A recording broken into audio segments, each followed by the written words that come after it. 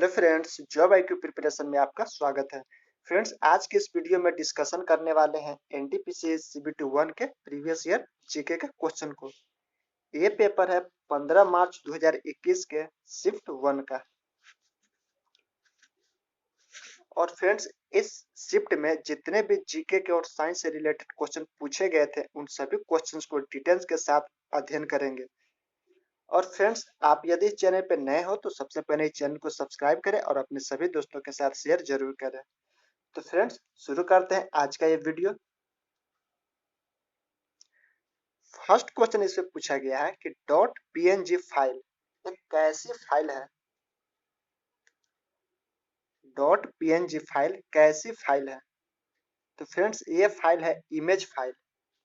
Image file. उसके बाद next question है कि इनमें से किस तत्व का घनत्व अधिकतम है। किस तत्व का घनत्व है जो अधिकतम होता है? तो ये होता है ऑस्मियम।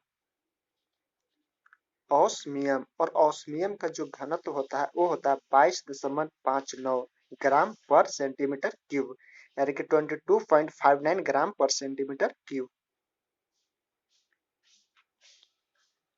उसके बाद है कि एक्स बैंड जो सिंथेटिक एपर्चर रडार है इसका उपयोग किस ग्रह में किया गया है। एक्स बैंड का जो सिंथेटिक एपर्चर रडार है उसका उपयोग किस ग्रह में किया गया है? तो फ्रेंड्स, ये किया गया है रीसैट 2b में। रीसैट 2b में। उसके बाद है कि राष्ट्रीय पर्यावरण अभियांत्रिक अनुसंधान संस्थान कहाँ है, जिसे बोलते हैं नीरी। NEERI, नीरी। तो फ्रेंड्स, ये है नागपुर में। काम है नागपुर में।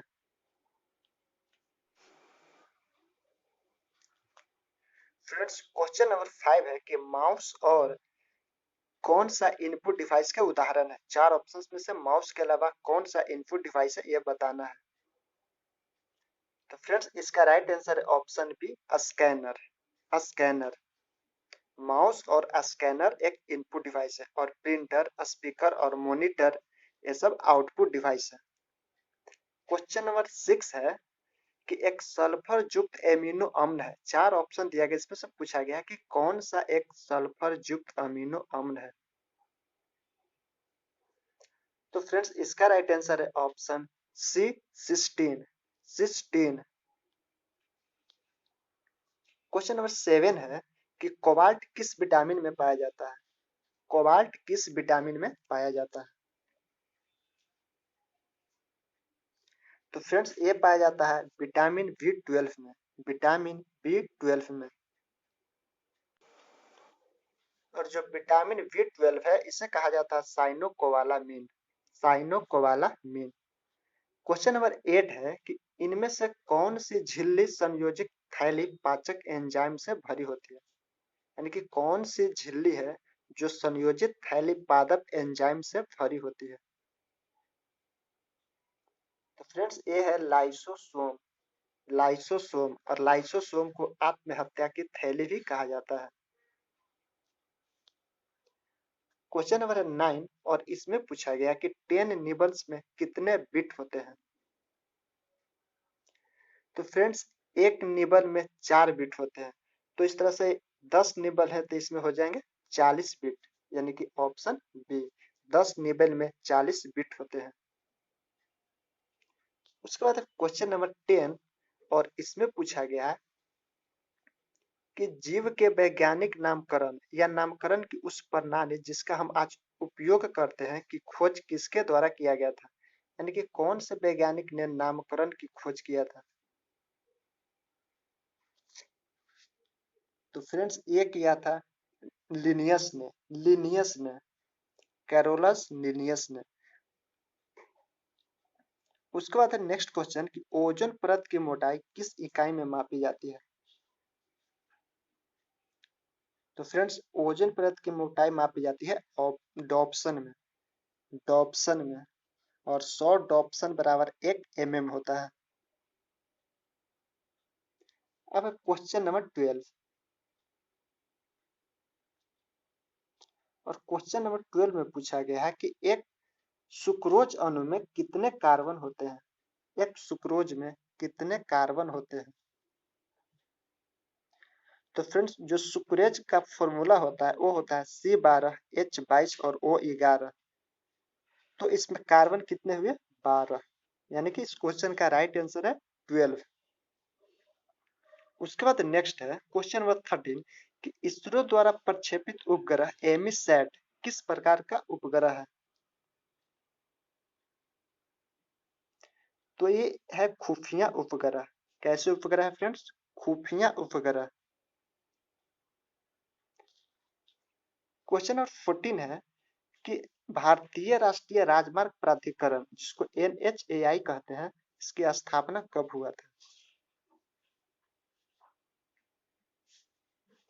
तो फ्रेंड्स इसकी स्थापना हुआ था 1988 में। 1988 में। नेक्स्ट है कि उस इंजीनियर का नाम बताइए जो हम्पी के खंडहरों को दुनिया के समक्ष लाया था, यानी कि हम्पी के जो खंडहर है इसका पता किसने लगाया था? तो फ्रेंड्स ये लगाया था colonel Colin Mackenzie. Colonel Colin Mackenzie, और ये स्कॉटिश था, स्कॉटलैंड का एक सेना अधिकारी था। उसके बाद नेक्स्ट है कि 2019 में दुनिया में यूरेनियम का सबसे बड़ा उत्पादक देश कौन था? यानी यूरेनियम का सबसे बड़ा उत्पादक देश कौन था 2019 में? तो यह था कजाकिस्तान। कजाकिस्तान। उसके बाद नेक्स्ट है क्वेश्चन नंबर 70, और इसमें पूछा गया है कि कौन सा सही मिलान नहीं है। 4 ऑप्शन दिया गया है और उसमें 4 शहर के नाम दिए गए हैं और वो शहर किस नदी के तट पर स्थित है ये दिए गए, और इसमें पूछ रहा है कि कौन सा गलत है। तो फ्रेंड्स इसका राइट आंसर है ऑप्शन डी, जब्बलपुर झेलम नदी। ये गलत है। जब्बलपुर है जो नर्मदा नदी के तट पर है। जब्बलपुर नर्मदा नदी के तट पर है। और उज्जैन क्षिप्रा नदी, सूरत ताप्ती नदी और लखनऊ गोमती नदी, ये तीनों राइट है। उसके बाद क्वेश्चन नंबर 18 है और इसमें पूछा गया कि कौन सी कंपनी महारत्न कंपनी नहीं है?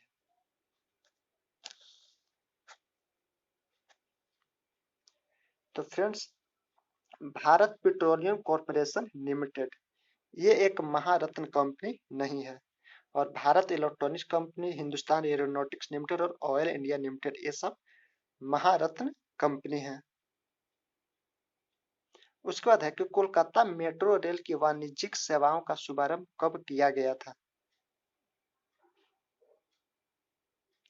तो फ्रेंड्स ये किया गया था 1984 में, 1984 में।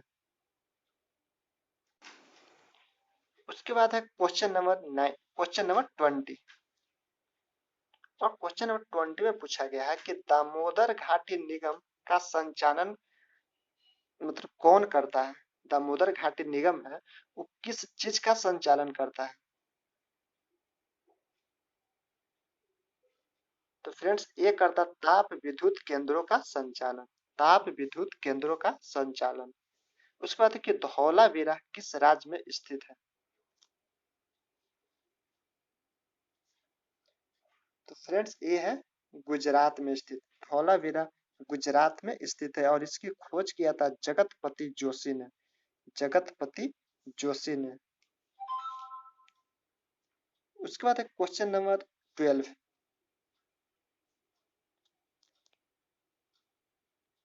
और फ्रेंड्स 12 नंबर क्वेश्चन में ये पूछा गया कि डूरंड कप किस खेल से संबंधित है? Durand cup. तो ये संबंधित है फुटबॉल से। किस खेल से संबंधित है? फुटबॉल से। उसके बाद नेक्स्ट है कि किस आंदोलन को अगस्त क्रांति के रूप में भी जाना जाता है? यानी कौन सा आंदोलन है जिसको अगस्त क्रांति के रूप में जाना जाता है? तो ये जाना जाता है भारत छोड़ो आंदोलन को, क्योंकि भारत छोड़ो आंदोलन 8 अगस्त को शुरू हुआ था। उसके बाद है महाभारत का मूल नाम क्या है? तो फ्रेंड्स आप सभी लोग जानते होंगे महाभारत का मूल नाम है जय संहिता। जय संहिता। महाभारत में 8800 श्लोक है करीब। उसके बाद नेक्स्ट है क्वेश्चन नंबर 25 और इसमें पूछा गया है कि किस भारतीय राज्य का क्षेत्रफल सबसे न्यूनतम है। और ये 4 ऑप्शन है, इन चारों ऑप्शन में पूछा जा रहा है कि किस राज्य का क्षेत्रफल सबसे न्यूनतम है। यदि इन चारों ऑप्शनों को देखा जाए तो इसमें होगा उत्तर प्रदेश। उत्तर प्रदेश क्षेत्रफल न्यूनतम है इन 4 ऑप्शन में, और जो सबसे ज्यादा है क्षेत्रफल वो है राजस्थान का, उसके बाद है मध्य प्रदेश, उसके बाद है महाराष्ट्र और चौथे स्थान पर है उत्तर प्रदेश। उसके बाद नेक्स्ट है कि मोहम्मद यूनुस को किस क्षेत्र में योगदान के लिए नोबेल शांति पुरस्कार से सम्मानित किया गया था।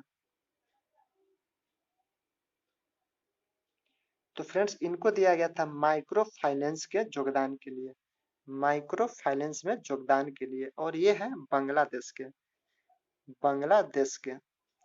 और इन्हें नोबेल पुरस्कार कब दिया गया था, तो 2006 में, 2006 में। क्वेश्चन नंबर है 27 और इसमें पूछा गया है कि संविधान का अनुच्छेद जो 17 है ये किस पर जोर देता है, यानी कि अनुच्छेद 17 में किसका वर्णन है। तो फ्रेंड्स इसमें है अस्पृश्यता का उन्मूलन, अनुच्छेद 17 में है अस्पृश्यता का उन्मूलन। उसके बाद है 28 और 28 में पूछा गया कि रामसर सम्मेलन का विषय क्या है। तो रामसर सम्मेलन का विषय है आर्द्र भूमियों का संरक्षण, आर्द्र भूमियों का संरक्षण। और आर्द्र भूमि दिवस मनाया जाता है कब, 2 फरवरी को। और ये जो रामसर जगह है ये जगह है फ्रेंड्स ईरान में।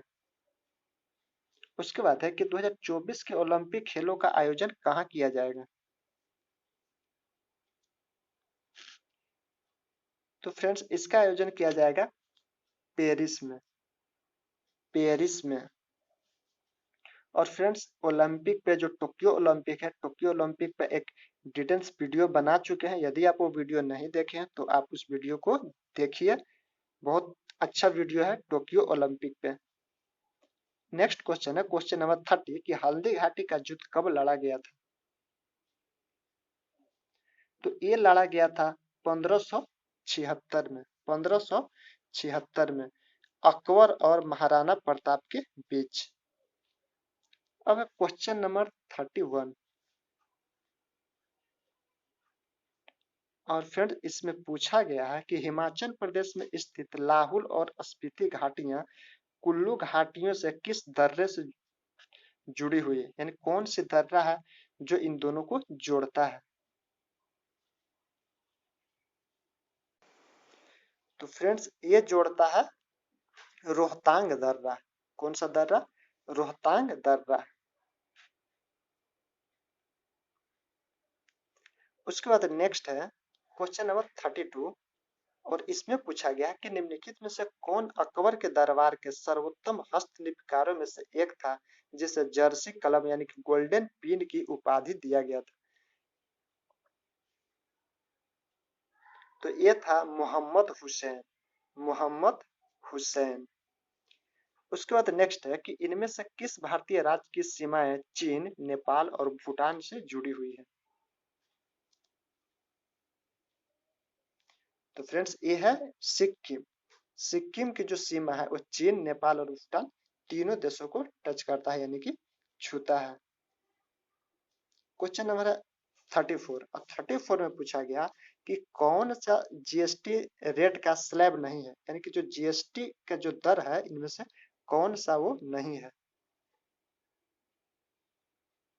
तो इसका राइट आंसर है ऑप्शन ए 10%। फ्रेंड्स 10% नहीं है उसका दर, 0, 5, 12, 18 और 28 यह है जीएसटी का दर, 0, 5, 12, 18 और 28%। उसके बाद क्वेश्चन नंबर 35 और इसमें पूछा गया कि संविधान की जो दूसरी अनुसूची है वह किस विषय से संबंधित है। तो ये संबंधित है राष्ट्रपति, राज्यपाल और उच्च न्यायालय के मुख्य न्यायाधीश जो होते हैं उनके वेतन का, यानी अनुसूची 2 में बताया गया वेतन के बारे में। क्वेश्चन नंबर 36 है और इसमें पूछा गया है कि संविधान के किस अनुच्छेद में संसद के जो विश्रांति काल के दौरान राष्ट्रपति को अध्यादेश लाने की शक्ति दिया गया है। यानी कि राष्ट्रपति अध्यादेश किस अनुच्छेद के तहत लाता है, तो वो अनुच्छेद है अनुच्छेद 123। अनुच्छेद 123। उसके बाद लास्ट क्वेश्चन है फ्रेंड्स कि तुलुगामा क्या है। तुलुगामा क्या है, तो ये है बाबर द्वारा इस्तेमाल की जाने वाली सैन्य रणनीति। बाबर द्वारा इस्तेमाल किया जाने वाली सैन्य रणनीति। तो फ्रेंड्स, आई होप ये वीडियो आपको अच्छा लगा होगा। Thank you for watching.